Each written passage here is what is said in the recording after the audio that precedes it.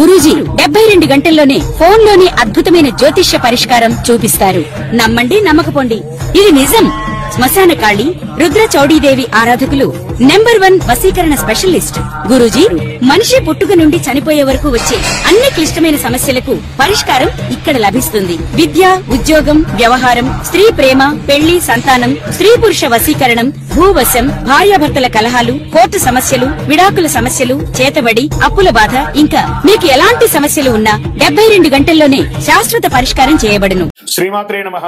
సద్గురు జ్యోతిష్యాలయం నుంచి ఈ సంవత్సరం మనం కొన్ని తెలుసుకునే ఒక ముఖ్యమైనటువంటి విషయాలలో 2025 వార్షిక సంవత్సరంలో ఏ రాశి వారు అత్యంత అదృష్టవంతులుగా ఉంటారు? వృషభ రాశి, కన్యా రాశి, తులారాశి, మకర రాశి వారు, వృశ్చిక రాశి వారు చాలా అదృష్టవంతులుగా ఉంటారు ఈ సంవత్సరం. 2025 తులాలో జన్మించిన వారు తమ జీవితంలో అనేక రంగాల్లో అద్భుతమైన ఫలితాలు చూస్తారు. ఈ సంవత్సరం అదృష్టవంతులుగా పురోగతిని సాధిస్తారు. వృశ్చిక రాశి వారికి శుభకాలం. ఈ సంవత్సరం అత్యంత లాభదాయకం పొందే రాశి ఏదైనా ఉందంటే అది వృశ్చిక రాశిగా ఉండొచ్చు. మే ముందు వరకైతే ఇంకా చాలా బాగుంటుంది. కుంభరాశి వారికి ఈ సంవత్సరం అదృష్టమా? 2025లో కుంభరాశిలో జన్మించిన వ్యక్తులు మీ జీవితంలో మిశ్రమ ఫలితాలు చూస్తారు. ఈ సంవత్సరం కాస్త సమస్యలు, స్థిరత్వం రెండు మిశ్రమంగా ఉంటుందని కూడా చెప్పచ్చు. అందరూ ఎదురు చూస్తున్నటువంటి మూడాలు. ఈ మూడం అంటే ఏంటి? అసలు మూడంలో ఏం చేయాలి, ఏం చేయకూడదు, మూడం ఎప్పుడు వస్తుంది, ఏ గ్రహం మీద ఉంటుంది అని అంటే గురు మరియు శుక్ర మౌఢ్యాలు ప్రవేశిస్తున్నాయి. మౌఢ్యం అంటే ఎందుకు వస్తాయి? మూడాలతో సమస్య ఏంటి? ఈ రోజుల్లో శుభకార్యాలు చేయొచ్చా, చేయకూడదా? చాలా మందికి ఇది ఒక ప్రశ్నగానే ఉండిపోతుంది. మూడం అంటే నవగ్రహాలు సూర్యుడి చుట్టూ తిరుగుతూ ఉంటాయి. వీటిలో భూమి కూడా ఆ గ్రహమే. భూమి, సూర్యుడు ఒక గ్రహానికి ఒకే వరుసలో ఉన్నప్పుడు ఆ గ్రహం భూమి మీద ఉన్న వారికి కనబడదు. దీన్నే హస్తగత్వం లేదా మూడం అంటారు. సరే, గురు మూడం, శుక్ర మౌఢ్యం. గ్రహాలకు రాజు సూర్యుడు. సూర్యుడికి అత్యంత సమీపంలో ఏ గ్రహమైనా వస్తే ఆ గ్రహం తన శక్తిని కోల్పోతుంది. అలా గురుమూఢం శుక్రుడికి దగ్గరగా వచ్చినప్పుడు గురుమూఢం, శుక్రుడు సూర్యుడికి దగ్గరగా వచ్చినప్పుడు శుక్రమూఢం వస్తుంది. ఈ సమయంలో బలహీనంగా మారిపోతాయి ఆ గ్రహాలన్నీ కూడా. సూర్యునికి దగ్గరగా గురు శుక్రులు వచ్చినప్పుడు బలహీనంగా మారిపోతాయి. గురు శుక్రులు శక్తులు తగ్గి బలహీనమైపోయి నీరసపడిపోతాయని కూడా చెప్పచ్చు. వాటి యొక్క శక్తి కూడా సన్నగిలుతుంది. అంటే ఒక 1000 వాట్స్ బల్బు ముందర, మంచి 1000 వాట్స్ బల్బు, ఇప్పుడు మనం షూటింగ్ చేస్తుంటే లైట్స్ అన్ని పెట్టారు కదా, ఈ లైట్స్ ముందర ఒక చిన్న క్యాండిల్ పెడితే ఎలా ఉంటుంది, అలా సూర్యుడి ముందర వస్తే ఆ గ్రహాలకు కూడా శక్తి కోల్పోతుందని కూడా చెప్పచ్చు. గురు శుక్రులు శుభగ్రహాలు కాబట్టి అవి సూర్యుడికి అత్యంత దగ్గరగా ఉన్నప్పుడు మూడాలుగా దాన్ని పరిగణిస్తారు. మూడాలు ఇలా అంటారు. ఈ రోజులో ఎలాంటి పనులు చేయకూడదని చెప్తారు. ఎందుకంటే ఈ శుభకార్యానైనా గురు శుక్ర గ్రహాల బలమే ప్రధానం. గురు బలం ఉందా, శుక్ర బలం ఉందా మొదలు పెట్టానంటారు కదా, అవి లేనప్పుడు ఈ రెండు గ్రహాలు బలహీనమైనప్పుడు ఏది చేసినా కలిసి రాదు అని చెప్తూ ఉంటారు. మూడంలో ఏ కార్యక్రమాలు నిర్వర్తించకూడదంటే శుభగ్రహాలు గురు శుక్రులు బలహీనంగా ఉన్నప్పుడు కాబట్టి మూడాల్లో వివాహాది శుభకార్యాలు, ఉపనయనాలు, గృహ ప్రవేశాలు, భూమి పూజలు, శంకుస్థాపన నిషిద్ధం. పుట్టు వెంట్రుకలు తీరాదు, ఇల్లు మారకూడదు. సరే, మూడాల్లో ఏమేమి చేసుకోవచ్చు అంటే అన్నప్రాసనం చేసుకోవచ్చు, ప్రయాణాలు చేయవచ్చు, ఇంటి రిపేర్లు చేసుకోవచ్చు, భూములు కొనడం, అమ్మడం, అగ్రిమెంట్ చేసుకోవడం, ఇవన్నీ చేసుకోవచ్చు. నూతన ఉద్యోగాలు కూడా చేరవచ్చు, విదేశాల్లో ఉద్యోగం కోసం వెళ్ళొచ్చు, నూతన వాహనాలు కొనవచ్చు, నూతన వస్త్రాలు కూడా కొనుక్కోవచ్చు, ఇవన్నీ చేసుకోవచ్చు. సరే, మూఢ కాలంలో శుభకార్యాలు చేస్తే ఏమవుతుంది? ఏమైనా తప్పు జరుగుతుందా? మహర్షులు జ్యోతిషాస్త్ర రీతిగా పండితులను అనుభవస్తులు చెప్పిన దాని ప్రకారం మూఢం సమయంలో ఏదైనా శుభకార్యం చేసినా అశుభం వినాల్సి రావస్తుంది, కష్టం కలగవచ్చు, నష్టం వాటిల్లవచ్చు. అందుకే మూడాల సమయంలో శుభకార్యాలు చేయకండి అని అన్నారు. గురు శుక్ర మౌఢ్యమి దశలో ప్రవేశిస్తున్న ఈ రాశిపై ప్రతికూల ప్రభావాలు అధిగమించడానికి నివారణ కూడా మనం చేసుకోవచ్చు. రెండు శుభగ్రహాలు తమ శక్తిని కోల్పోతుంది కాబట్టి వివిధ రాశులపై, మన యొక్క 12 రాశులు ఉంటాయి కదా, ప్రభావాలు చెప్తున్నాయి. జ్యోతిష్ శాస్త్ర ప్రకారం ఒక గ్రహం సూర్యుడికి దగ్గరగా ఉన్నప్పుడు ఇది జరుగుతుంది కాబట్టి ఆ రాశులు ఎవరు, ఆ నక్షత్రాలు ఎవరు మనం చూద్దాం. గురు మరియు శుక్ర మౌఢ్యం కలిసినప్పుడు 7 రాశులకి 7 నక్షత్రాల వారికి ప్రధానంగా అశుభకరం కాబోతుంది. ప్రతికూల ప్రభావాలు ఎవరు రాశి నక్షత్రాలు ఎక్కువ ఎదుర్కొంటున్నారని చూస్తే మేషరాశి వారు, వృషభ రాశి వారు, మిథున రాశి వారు, కర్కాటక రాశి వారు, తులా, ధనుసు, మీన రాశి వారు కాస్త ఇబ్బంది పడే అవకాశాలు ఉన్నాయి. మరి నక్షత్రాల్లో పూర్వ పల్గుని నక్షత్రం, పుబ్బ, ఉత్తరాషాఢ నక్షత్రం, కృతికా నక్షత్రం, అనురాధ నక్షత్రం, ఇవన్నీ కూడా కొంచెం ఇబ్బంది పడే అవకాశాలు ఉన్నాయి. మరియు శుక్రవారాల్లో పుట్టినటువంటి వారు వీరికి కొంచెం ఇబ్బంది పడే అవకాశాలు ఉన్నాయి. నక్షత్రంపై మరియు శుక్ర మౌఢ్యం ఈ ప్రభావం ఎలా ఉంటుంది? వేద జ్యోతిష్కుల మౌఢ్య దహనం తిథి సూచిస్తుంది. ఇక్కడ ఒక గ్రహం సూర్యుడికి దగ్గరగా ఉండడం వల్ల రాబోయే గురు మరియు శుక్ర మౌఢ్యమి ఒక ముఖ్యమైనటువంటి ఖగోళ సంఘటనను సూచిస్తుంది. కొన్ని దేశాలలో అనర్థాలు జరిగే అవకాశాలు ఎక్కువ కూడా ఉన్నాయి. గురుమూఢ్యం సమయంలో జ్ఞానం, విస్తరణ మరియు దయ యొక్క గ్రహమైన బృహస్పతి అతి శక్తిని కోల్పోతుంటాడు. ఈ జ్ఞాన, ఆధ్యాత్మిక మరియు వృద్ధికి సంబంధించిన విషయాలు ప్రభావితం చేస్తుంది. కాబట్టి ఈ పర్టికులర్ రాశి వాళ్ళు, చదువుకునే వాళ్ళు కానీ, విద్యార్థులు కానీ చాలా శ్రమ పడాల్సి ఉంటుంది. బృహస్పతి యొక్క సానుకూల ప్రభావాలతో తాత్కాలిక తగ్గుముఖం ఉంటుంది. ప్రేమ, అనుబంధం, బంధాలు ఇవన్నీ కూడా కొంచెం ఇబ్బంది పడే అవకాశాలు ఉన్నాయి. ఒకళ్ళ భార్యాభర్తల మధ్య సఖ్యత కోల్పోవడము ఇవన్నీ శుక్రమౌఢ్యం ద్వారా వస్తుంది.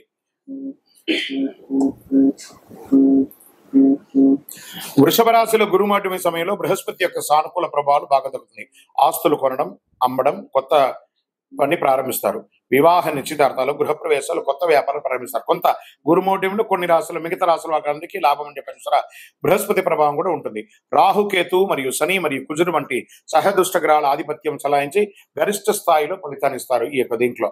కాబట్టి కొంచెం జాగ్రత్తగా ఉండాలని కూడా చెప్పడం జరుగుతుంది. గురుమౌఢ్యమి, శుక్రమౌఢ్యంలో చేయవలసినవి, చేయకూడనివి. మరి ఏ డేట్లలో వస్తున్నాయి అని అనుకుంటే గురుమౌఢ్యమి 2025 స్వస్తి చాంద్రమాన విశ్వావసునామ సంవత్సర ఉత్తరాయణం, గ్రీష్మ ఋతువు, జ్యేష్ఠమాసం శుక్లపక్షం జూన్ 10 పౌర్ణమి, మంగళవారం రాత్రి 2:17 నుండి ఆషాఢ మాసం 2025 శుక్లత్రయోదశి జూలై 8 మంగళవారం మధ్యాహ్నం 3:18 వరకు ఉంటుంది. మరియు శుక్రమౌఢ్యమి ఎప్పుడు వస్తుంది అని అనుకుంటే 2025 శుక్రమౌఢ్యమి 2 సార్లు వస్తుంది. చూడండి, స్వస్తి చాంద్రమాన శ్రీ క్రోధినామ సంవత్సర పాల్గొన మాసం మార్చి 18 మంగళవారం ఉదయం 7:15 ప్రారంభమయ్యి పాల్గొన మాసం శశిర ఋతువు ఉత్తరాయణం మార్చి 28 శుక్రవారం వరకు ఉదయం 6:30 వరకు ఈ శుక్రమౌఢ్యమే ఉంటుంది. శుక్రమౌఢ్యమి స్వస్తి చాంద్రమాన విశ్వావసునామ సంవత్సర దక్షిణాయనం హేమంత ఋతువు మార్గశిర మాసం శుక్ల దశమి ఆదివారం నవంబర్ 30 మధ్యాహ్నం 1:58 ప్రారంభమయ్యి శుక్రమౌఢ్యమి 2026 సంవత్సరం ఉత్తరాయణం మాఘమాసం కృష్ణ ఏకాదశి ఫిబ్రవరి 13 శుక్రవారం రోజున ముగిస్తుంది. ఈ సమయాలలో శుభాది కార్యక్రమాలన్నీ కూడా నిషిద్ధమని కూడా చెప్పడం జరుగుతుంది. విజయోస్తు. కొత్త ఏడాదిలో సింహంలో కేతు సంచారం 5 రాశుల వారికి మంచి లాభాలు, భారీ లాభాలను కూడా చెప్పచ్చు. జ్యోతిశాస్త్రం ప్రకారం రాహుకేతువుల్ని చెడు లేదా క్రూర గ్రహాలు లేదా ఛాయాగ్రహం అంటారు. జ్యోతిశాస్త్రం రాహుకేతువులకి ప్రత్యేక స్థానం ఉంది. రాహుకేతువులను అంతు చిక్కని గ్రహాలుగా కూడా పరిగణిస్తారు. అయితే రాహును భౌతిక ఆనందానికి ప్రతీకగా భావిస్తారు. కేతువు మంత్ర ఆధ్యాత్మికకు బాధ్యతగా పరిగణిస్తారు. కొత్త ఏడాదిలో కేతు ప్రభావంతో కొన్ని రాశుల వారికి భారీ లాభాలు కూడా రాబోతున్నాయి. ఈ 2 గ్రహాలు నూతన సంవత్సరంలో తమ స్థానాలను మారుస్తున్నాయి. కొత్త ఏడాదిలో మే 18వ తారీఖున రాహు మీనం నుంచి కుంభంలోకి ప్రవేశిస్తున్నారు. కేతువు కన్యా రాశి నుంచి సింహరాశులకు సంచారం చేస్తున్నారు. ఈ సమయంలో ద్వాదశ రాశులపై ప్రభావం పడుతుంది. అయితే కేతు సంచారం వేళ కొన్ని రాశుల వారికి మెరుగైన ఆర్థిక ప్రయోజనాలు కలుగుతున్నాయి. ఈ జాబితాలో మీరున్నారా? ఒకసారి చూద్దామా. శ్రీమాత్రే నమః. సద్గురు జ్యోతిష్యాలయం యొక్క విశ్లేషణలో ఈ సంవత్సరం మీన రాశిలో శుక్రుడు తిరోగమనం చెందుతున్నారు. ఒక 5 రాశుల వారికి జాక్పాట్, కనక వర్షం అని కూడా చెప్పచ్చు. అందులో మీరున్నారా? జ్యోతిశాస్త్ర ప్రకారం నవగ్రహాల్లో రాక్షసులకు గురువైనటువంటి శుక్రుడు ఎంతో ప్రాధాన్యతమైనటువంటి వారు. శుక్రుడు ఆనందం, శ్రేయస్సు, ప్రేమ, సంపదకు ప్రతీకగా అందరూ చెప్తూ ఉంటారు. ఇంతటి ప్రాముఖ్యత ఉన్న శుక్రుడు ఒక రాశి నుంచి మరొక రాశిలో ప్రవేశించినప్పుడు ద్వాదశ రాశులపై ప్రభావం ఏర్పడుతుంది. ఈ నేపథ్యంలో 2 మార్చ్ అంటే గత నెల 2వ తారీఖున మార్చి 25 ఆదివారం ఉదయం 5:12 శుక్రుడు మీనరాశిలో తిరోగమనం చెందుతున్నారు. మార్చి 14వ తేదీ హోలీ పండుగకు ముందు వరకు వ్యతిరేక దిశలో ఉన్న అనంతరం ప్రత్యక్ష ప్రయాణం చేయడం మొదలు పెడుతున్నారు కొత్త సంవత్సరంలో. ఈ సమయంలో కొన్ని రాసుల వారికి చాలా జాగ్రత్తగా ఉండాలి, కొన్ని రాసుల వారికి యోగంగా ఉండొచ్చు. వ్యాపారులకి మెరుగైన ఫలితాలు ఇచ్చే అవకాశం ఉందని కూడా చెప్పొచ్చు. మీనరాశిలో శుక్రుడు తిరోగమనం కారణంగా ఏ రాశుల వారు గొప్ప సాధన చేస్తారో మేషరాశి. శుక్రుడు మీనరాశిలో తిరోగమనం చెందే సమయంలో మేషరాశి వారికి పెండింగ్ పనులన్నీ పూర్తి అవుతాయి, ఆర్థిక పరమైన ఇబ్బందులన్నీ తొలగిపోతాయి. ఈ కాలంలో మీరు అనేక ఆదాయ వనరులు పొందుతారు, ఉద్యోగస్తుల ప్రమోషన్లు మరియు శుభవార్తలు వింటారు, కెరీర్ పరంగా పురోగతి ఉంటుంది, వ్యాపారం మంచిలా ఉంటుంది. తర్వాత రాశి వారు ఎవరు అనుకుంటే కర్కాటక రాశి వారికి శుక్ర తిరోగమనం చాలా అద్భుతంగా ఉంటుంది. ఈ రాశి వారికి శుక్రుని తిరోగమనం కారణంగా ఆధ్యాత్మిక కార్యక్రమాల్లో ఆసక్తి పెరిగే అవకాశాలు మీకున్నాయి. మీరు చేసే ప్రయాణాల్లో వృత్తిపరంగా, వ్యాపార పరంగా, ఉద్యోగ పరంగా, విద్యాపరంగా చేసే మీ జీవిత ప్రయాణం ఇది ఒక యోగంగా ఇస్తుంది. ఉద్యోగులకి పదోన్నతి, ఉద్యోగం లేని వారికి ఉన్నత ఉద్యోగం, ఆర్థిక పరిస్థితి గతం కంటే చాలా మెరుగ్గా అవుతుంది. వైవాహిక జీవితంలో ఆనందంగా ఉంటారు. విశ్లేషణ: మార్చి 29, 2020 షష్టగ్రహ కూటమి ఏర్పడుతుంది. గురుగారు దీని గురించి చాలా చెప్తున్నారు, దీనివల్ల ఏమైనా అపార్థాలు జరుగుతాయా లేదా ప్రళయం జరుగుతుందా అని అందరూ నా దగ్గర ప్రశ్నిస్తున్నారు. ప్రళయం జరుగుతుందా కాదో తెలియదు, కానీ మీరు ప్రళయంలో పడకండి. ఫస్ట్ మీరు అన్నీ చూసి రకరకాల ప్రశ్నలతో మీరు సతమతం అవుతున్నారు. అలా అవ్వకండి, రిలాక్స్గా ఉండండి. ఏమవుతుందో దీన్ని చాలా క్షుణ్ణంగా విశ్లేషించి నేను మీ ముందుకు వచ్చాను.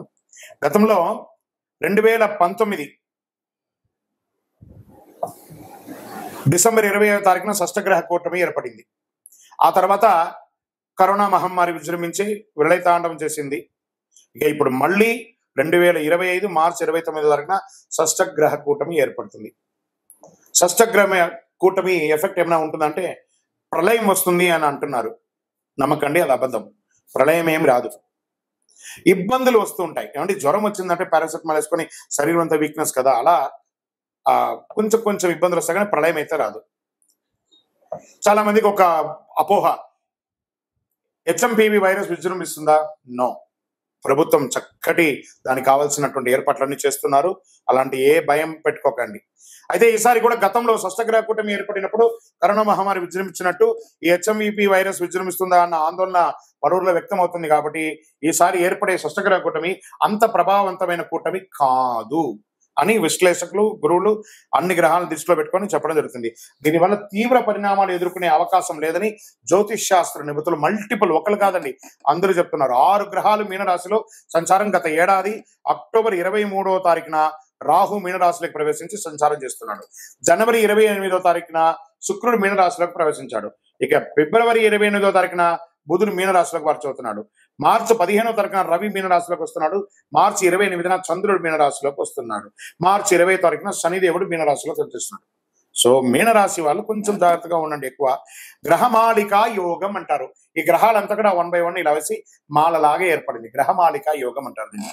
6 గ్రహాలు సంయోగంతో అమావాస్య నాడు షష్టగ్రహ కూటమి మీనరాశిలో రాహువు, బుధుడు, శుక్రుడు, సూర్యుడు, చంద్ర, శనులు ఉన్నారు. ఈ 6 గ్రహాలు సంయోగం చెందడం వల్ల షష్టగ్రహ కూటమి ఏర్పడిందని దాని అర్థం.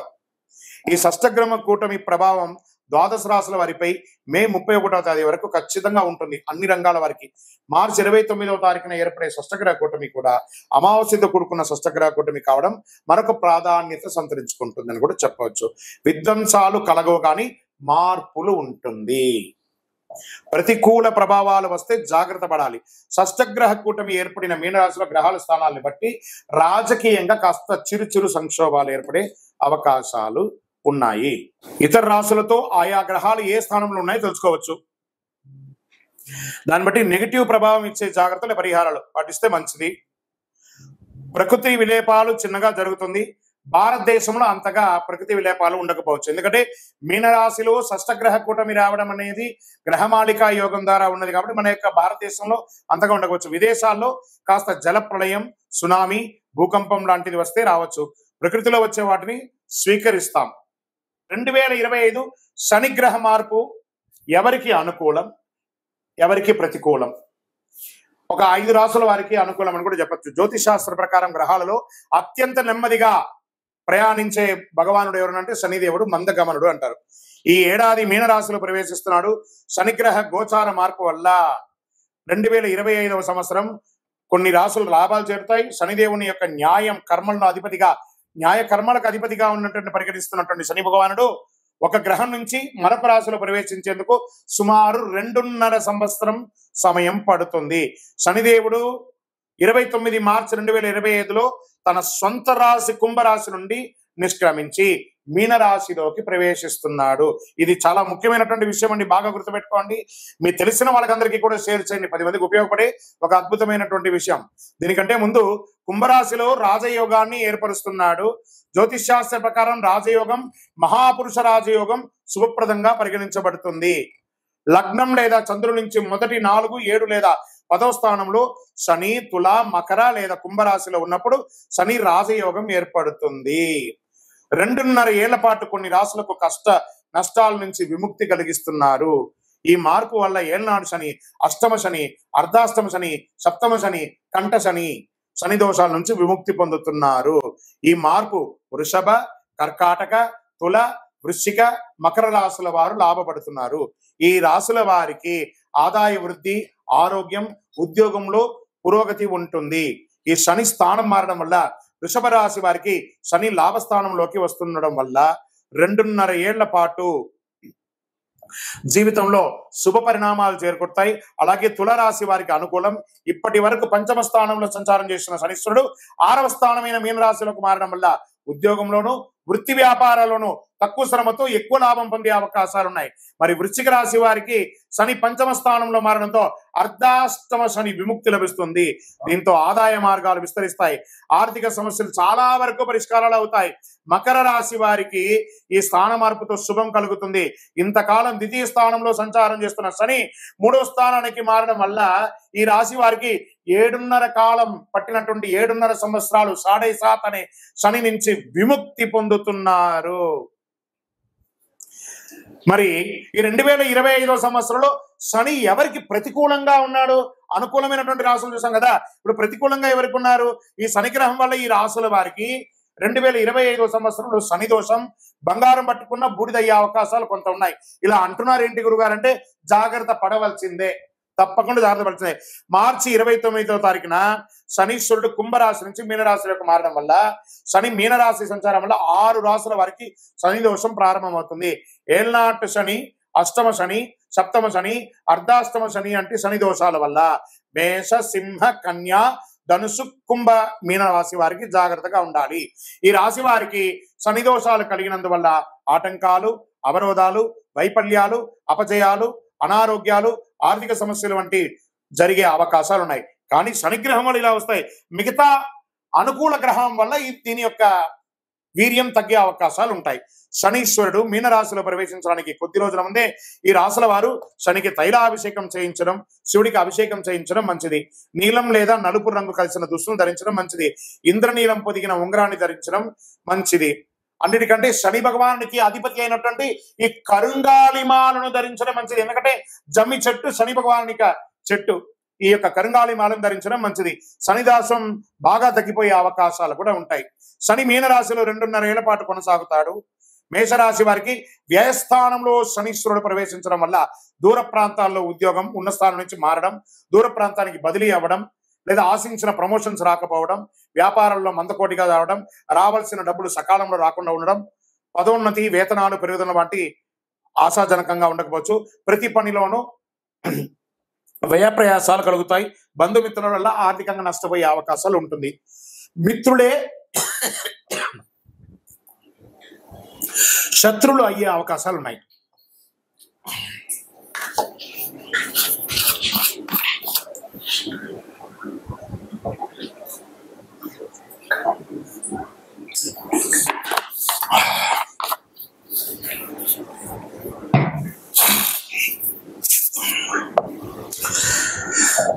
సింహరాశి వారికి శని మీనరాశి ప్రవేశంతో అష్టమ శని ప్రారంభమవుతుంది. దీనివల్ల ప్రతి పని ఆలస్యమే అవుతుంది. కుటుంబంలో ఊహించని సమస్యలు తలెత్తుతాయి. రావాల్సిన డబ్బులు ఒక పట్టాన చేతికి రాదు. ఆర్థిక వ్యవహారాలు, ఆర్థిక లావాదేవీలు నష్టాలు కలుగుతాయి. ఉద్యోగంలో శ్రమాధిక్యంగా ఉంటుంది. వృత్తి వ్యాపారాలు మందగిస్తాయి. ఉద్యోగ పెళ్లి ప్రయత్నాల ఆటంకాలు ఎక్కువగా ఉంటాయి. ముఖ్యమైన ప్రయత్నాలు శ్రమ తప్పకపోవచ్చు. మరి కన్యా రాశి వారికి సప్తమ స్థానంలో శని సంచారం వల్ల పెళ్లి సంబంధాలు చివరి దాకా వచ్చి వెనక్కి వెళ్లే అవకాశాలు ఉంటాయి. దాంపత్య జీవితంలో సమస్యలు వచ్చే అవకాశాలు ఉన్నాయి. సంతాన సాఫల్యం కొంచెం నిరాశాజనకంగా ఉండే అవకాశాలు ఉన్నాయి. పార్ట్నర్షిప్ లేదా భాగస్వామి ద్వారా సమస్యలు తలెత్తే అవకాశాలు ఉన్నాయి. వ్యాపారాల్లో విభేదాలు వచ్చే అవకాశాలు ఉన్నాయి. శ్రమ ఎక్కువ, ఫలితం తక్కువ. వృత్తి జీవితంలో విరామం లేకుండా పరిగెడుతూ ఉంటారు. శని మార్పు వల్ల ధనుసుకి చతుర్థ స్థానంలో శని ప్రవేశించడం వల్ల అర్ధాష్టమ శని దోషం కలుగుతుంది. దీనివల్ల ఆస్తిపాస్తులకు సంబంధించిన సమస్యలు తలెత్తే అవకాశాలు ఉన్నాయి. గృహ వాహన ప్రయత్నాలకు బ్రేకులు పడతాయి. తల్లి ఆరోగ్యం ఇబ్బంది పడుతుంది. కుటుంబంలో సుఖ సంతోషాలు తగ్గుతాయి. ఉద్యోగంలో ప్రాధాన్యత తగ్గే అవకాశాలు ఉంటుంది. ఆదాయ ప్రయత్నాలు ఆటంకాలు కలుగుతాయి. అనారోగ్య సమస్యలు కలిగే అవకాశాలు ఉన్నాయి. కష్టార్జితం వృధా కాకుండా చూసుకోండి. మరి కుంభరాశి వారికి 3వ దశ ఏళ్నాడు శని దోషం ప్రారంభం అవుతుంది. దీనివల్ల ఆర్థిక సమస్యలు కలుగుతాయి. రావాల్సిన డబ్బు ఒక పట్టాన చేతికి రాదు. ధనాదాయం బాగా తగ్గుతుంది. డబ్బు తీసుకున్న ఇచ్చిన 10 పరిష్కారాలు కావడానికి చాలా కాలం పడుతుంది. కుటుంబంలో అన్నదమ్ముల మధ్య, అక్కచెల్లెల మధ్య చికాకులు తలెత్తుతాయి. శుభ కార్యక్రమాలకి ఆటంకాలు ఏర్పడతాయి. వృత్తి వ్యాపారంలో లాభాలు తగ్గే అవకాశాలు, శ్రమ ఎక్కువ కలిగే అవకాశాలు ఉన్నట్టుగా కనబడుతుంది. మరి మీనరాశి వారికి శని వల్ల శని ప్రవేశంతో 2వ దశ ఏళ్నాడు శని ప్రారంభం అవుతుంది. కొద్దిగా అనారోగ్యం పీడిస్తుంది. ఉద్యోగంలో ప్రభావం చూపుతుంది. వృత్తి వ్యాపారంలో సమస్యలు వచ్చే అవకాశాలు ఉన్నాయి. ప్రయాణాల వల్ల నష్టాలు తప్పవు. ఉద్యోగం పెళ్లి ప్రయత్నాలు ఆటంకాలు ఎక్కువ ఉంటాయి. విజయ సాఫల్యం బాగా తగ్గిపోతుంది. ప్రతి పనికి బాగా శ్రమపడాల్సి ఉంటుంది. విపరీతమైనటువంటి ప్రయాణాలు ఉండే అవకాశాలు కనబడుతున్నాయి. వ్యయ ప్రయాసాలు చాలా ఉన్నాయి. ఆర్థిక లావాదేవీలు పెట్టుకోకండి. స్పెక్యులేషన్, షేర్ మార్కెట్ అసలు ముట్టుకోకండి. విజయోస్తు. ఈ వారాహి కందదీపం,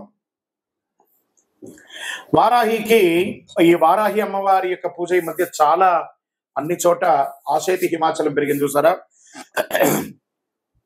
16 శుక్రవారాలు చేస్తున్నారు. ఆ దీపాన్ని ఎలా పెట్టొచ్చు అంటే, ఆ దీపంలోనే అమ్మవారిని ఆవాహనం చేసి చేయవచ్చు. ఫోటో ముందు కానీ, విగ్రహం ముందు కానీ ఈ కంద దీపాన్ని పెట్టవచ్చు. కందగడ్డను శుభ్రంగా కడిగి పసుపు కుంకుమతో అలంకారం చేయాలి. కొంచెం ఆ కోసిన చోట కొంచెం దీపం వచ్చేలా కొంచెం గుంత తీసుకొని అందులో నెయ్యి పోసి దీపం పెట్టాలి. కంద దీపం పెట్టిన సమయంలో మామూలు దీపం కాకుండా రెగ్యులర్ దీపం కూడా ఒకటి పెట్టాలి. కంద దీపంతో పాటు నార్మల్ దీపం కూడా ఒకటి పెట్టాలి. అమ్మవారికి ధూపదీప నైవేద్యం సమర్పించాలి. అష్టోత్తరం కానీ, సహస్రనామంతో కానీ, మూలమంత్ర జపంతో కానీ పూజించుకోవాలి. కంద దీపం పెట్టిన రోజు దుంపలు, తేనె, లడ్డులు ఇలాంటివి నివేదన చేయవచ్చు. కంద దీపం మరుసటి రోజున అదే కందను ప్రసాదంగాను వంట చేసుకొని తినవచ్చు. కంద తినని వారు గోవుకి తినిపించవచ్చు. ఇలా ప్రతి శుక్రవారం రాత్రి చేస్తే మీకు ఉన్న ఆటంకాలన్నీ తొలగిపోయి ఐశ్వర్యం సంకల్పిస్తుంది. ముఖ్యంగా గొడవలు, నిందలు ఇవన్నీ తొలగిపోతాయి. వివాహం కాని వారికి వివాహం త్వరగా అయ్యే అవకాశాలు ఉన్నాయి. ఇల్లు కొనుక్కోవాలన్న వారికి, భూమి కొనుక్కోవాలన్న వారికి వారాహి కదా, అమ్మవారు, ఆ వారాహి అమ్మవారిని ప్రార్థన చేయడం చాలా అద్భుతం కలుగుతుంది. రాత్రి పూట సమయం వరకు ఉపవాసం అవసరం లేదండి. కొంతమంది ఉండాలనుకుంటే ఉండొచ్చు, లేని పక్షంలో దీనికి ఉపవాసం ఉండలేదు. ఆ ఒక్కరోజు మాత్రం మధు మాంసాలు తినకుండా దూరంగా ఉంటే మంచిది. సాయంత్రం పూజ మొదలు పెట్టే సమయానికి మళ్ళీ చక్కగా పళ్ళు దొంగకొని దంత సేవనంతా చేసుకొని తలస్నానం చేసి పెట్టుకుంటే చాలా మంచిది. మన శరీరంలో దుర్గంధం రాకూడదు. ఈ దీపం వెలిగించినప్పుడు చినిగిన బట్టలు ధరించకూడదు. అసహనం ఏదైనా కూర్చోలేని ఇబ్బంది కలిగే అసహనంగా కూర్చోకూడదు. మంచి ఆసనం వేసుకొని కూర్చోవాలి. పూజ మధ్యలో ఫోన్ లాంటిది వస్తే ఆపి మాట్లాడడం లాంటిది అంతా చేయకూడదు. ప్రదోష కాలం సంధ్యా సమయంలోనే ఈ పూజను చేయాలని చెప్పడం చాలా విశేషం. ఎవరైతే ఈ యొక్క వారాహి కంద దీపం వెలిగిస్తారో వాళ్ళ జీవితంలో అద్భుతాన్ని సాధిస్తారు. విజయవస్తు. పులిపంజా చీల్చి కోటీశ్వరులయ్యి కుబేరుడు జీవితకాలం సంపదను కురిపించే రాశులు శని భగవానుడి ద్వారా కొంతమందికి రాబోతుంది. క్రమశిక్షణకు సహనాన్ని నేర్పే దేవుడైన శనిదేవుడు పూర్వభాద్ర నక్షత్రంలోకి ప్రయాణం చేస్తున్నారు. శనిదేవుడు 9 గ్రహాలలో నీతిమంతమైనటువంటి గ్రహుడు అని చెప్పొచ్చు. శని ఈశ్వర శబ్దం కలిగిన వాడు. మనం చేసే ప్రతి పనిని బట్టి మన ప్రతి ఫలాలను ఇచ్చే శనిదేవుడు న్యాయదేవతగా కూడా గుర్తింపు పొందిన వారనమాట. అటువంటి శనిదేవుడు ఒక రాశి నుంచి మరొక రాశిలో మాత్రమే కాదు, ఒక నక్షత్రం నుంచి మరొక నక్షత్రంలో కూడా సంచారం చేస్తున్నారు. శని సంచారం అతి నెమ్మదిగా చాలా స్లోగా ప్రయాణించే గ్రహమైన శనిదేవుడు 2.5 సంవత్సర కాలం ఒకే రాశిలో ఉంటాడు. ప్రస్తుతం కర్మవీరుడు అయిన శనిదేవుడు 30 సంవత్సరాల తర్వాత తన సొంత రాశిలో ప్రయాణం చేస్తున్నాడు.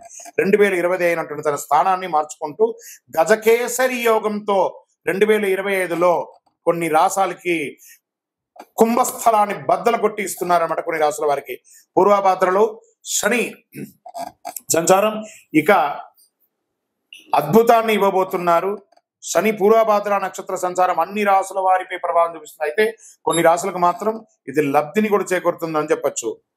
ఈ రాశులు ఏమిటో ప్రస్తుతం తెలుసుకుందాం. వృశ్చిక రాశి పూర్వభాద్ర నక్షత్రం శని సంచారం వృశ్చిక రాశి వారికి సంతోషం కలుగుతుంది. మకర రాశి వారికి నక్షత్ర సంచారం కలగ మకర రాశి జాతకులకి ఏ పని చేసినా సానుకూలం కలుగుతుంది. నిరుద్యోగులకు నిరుద్యోగం వస్తుంది. వృషభ రాశి వారికి శని నక్షత్ర సంచారం అనేక యోగాలను తీసుకురాబోతుంది. ఈ సమయంలో వివాహం కాని వారికి వివాహం, ఉద్యోగం లేని వారికి ఉద్యోగం, రాజకీయంగా ఉన్న వారికి ఎదుగుదల, భూమి పట్టా పెట్టుబడి ఎన్ని రకాలుగా అనుకూలంగా కుబేర సంపదను పొందబోతున్నారు శని భగవానుడి వల్ల. విజయోస్తు. అందరూ కూడా ఈ సమయంలో ఏం చేయాలంటే శని భగవానికి మీ యొక్క వయస్సు ఎంత ఉందో అన్ని దీపాలు వెలిగించండి, ఆయన దగ్గర ప్రార్థన చేసేయండి. శనీశ్వర దేహి మే బుద్ధి వైశిష్ట్యం, దేహి మే నిత్య యవ్వనం, దేహి మే పరమానందం, దేవదేవ జగత్పతి. జమ్మి చెట్టు ఉంటే ఆ జమ్మి చెట్టుకి ప్రదక్షిణ చేయండి. జమ్మి చెట్టు యొక్క తర్వాయి భాగమే యొక్క కరుంగాళి మాలను ధరించండి. కరుంగాళి మాలను ధరించుకొని నవగ్రహాలకి ప్రదక్షిణ చేయండి. చూడండి మీరు ఎన్ని అద్భుతాలు పొందబోతున్నారు. విజయోస్తు. ఈ తదాస్తు దేవతలు అంటే ఏంటి? తదాస్తు అంటారు చూసారా, కొన్ని సమయాల్లో అపశకునం పలకూడదు అంటారు కదా. తదాస్తు దేవతలు అంటే ఎవరు? వీటి గురించి ఏమైనా ఎక్కడైనా చెప్పబడిందా? దీనికి ఏమైనా ప్రామాణికం ఉందా అంటే వేదాలలో అనుమతి అనే ఒక దేవత ఉంది. యజ్ఞయాగాది సత్కారాల్లో ఆచరించేటప్పుడు ఈ దేవతలను స్మరిస్తే వారికి కార్యసిద్ధి కలుగుతుంది. యజ్ఞ ప్రకరణలో పేర్కొని అనమాట. ఈయన అనుమతి దేవతలతోనే సామాన్య భాషలో తదాస్తు దేవతలు అంటుంటారు. సత్కర్మలు జరిగే పవిత్ర ప్రదేశాలలో వారి నివాస స్థానం. అశ్విని దేవతలే తదాస్తు దేవతలు. వీరు విశ్వకర్మ అంశ అయినటువంటి సూర్యుని కుమారుడు. అశ్వరూపంలో సూర్యుడు ఛాయాదేవి సంభోగించడం మూలంగా వీరు జన్మించారని కూడా చెప్పబడుతుంది.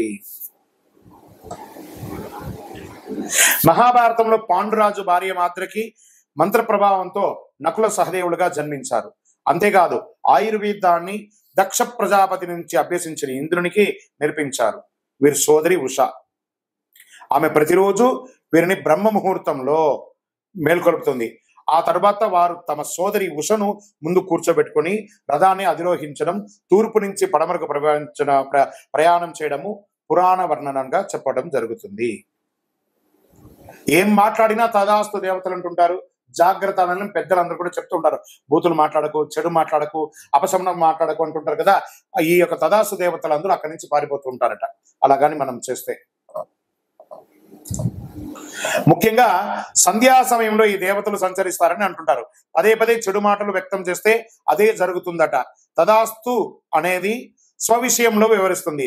ధర్మానికి విరుద్ధంగా ఉచ్చరించకూడదని మాటలు. పదే పదే అంటే దేవతలు వెంటనే తదాస్తు అంటూ ఉంటారు. వీరిని తదాస్తు దేవతలు అంటుంటారు. సంధ్యా సమయంలో స్వవిషయంలో పలుమార్లు అంటే ఆ దృశ్యాలు సూచించిన దేవతలు తదాస్తు అంటుంటారు. కాబట్టి అలాగే జరుగుతుంది. కాబట్టి చెడు మాట్లాడకండి, ఎప్పుడు మంచి మాట్లాడండి అని చెప్తూ ఉంటారు. దీనివల్ల ఏమవుతుంది? ఆరోగ్య క్షీణం అవుతుంది, అనారోగ్యం అవుతుంది, దారిద్ర్య చిహ్నంగా ఉండొచ్చు, అవాస్తవాలు పలకడం మంచిది కాదు అంటారు. కాబట్టి సంధ్యా సమయంలో కానీ ప్రాతకాలంలో కానీ చెడు మాట్లాడకూడదు అంటారు. అందుకే తదాస్తు దేవతగా నివసిస్తుంటారు కాబట్టి తదాస్తు ఉంటుంటారు. కాబట్టి చెడు మాట్లాడకండి. విజయోస్తు. జ్యోతిశాస్త్రంలో ఉన్నటువంటి రహస్యాలు మీకు తెలుసా? సూర్యుడు పితృదేవతల్ని దూషిస్తే రవికి కోపమట. సూర్యదేవునికి ఎదురుగా మలమూత్రార్థులు విసర్జించడం, దంతం పళ్ళు దోముకోవడం, ఎంగిలి ఉమ్మడం సూర్యుని చూస్తూ చేయకూడదట. చంద్రగ్రహం అద్దం పుట్టడానికి చంద్రుడు కారణమట. అందుకే అద్దంలో దిగంబరంగా బట్టలు లేకుండా నిలబడడం, వెక్కిరించడం ఇలాంటి పనులన్నీ చేయకూడదట. దానివల్ల ఆరోగ్య క్షీణం అవుతుంది అంటారు. కుజగ్రహం అప్పు ఎగ్గొడితే కుజుడికి కోపమట. వ్యవసాయ పరంగా మోసం చేస్తే ఊరుకోడట. కాబట్టి వ్యవసాయదారుని చాలా చక్కగా చూసుకోవాలి. బుధగ్రహం బుధుడికి చెవిలో వ్రేలు పెట్టి తిప్పుకొనడం, ఇలా పెట్టుకోవడం. మనకు తాళాలు ఉంటాయి చూసారా, స్కూటర్ తాళం, కార్ తాళం, లేకపోతే పిన్నీసు, దాన్ని పెట్టుకొని గిక్కోవడం ఇవన్నీ ఇష్టం ఉండదు బుధగ్రహానికి. అందున బుధవారం అసలే చేయకూడదు. వ్యాపారాన్ని అశ్రద్ధ చేసిన, జ్ఞానం ఉందని విర్రవీగిన బుధుడికి ఇష్టం ఉండదట. గురుగ్రహం సర్వశాస్త్రాలను తెలిపిన గురువు బృహస్పతి ఎవరైనా గురువుని కించపరిచి మాట్లాడితే గురుదేవునికి అనుగ్రహం కలగదట.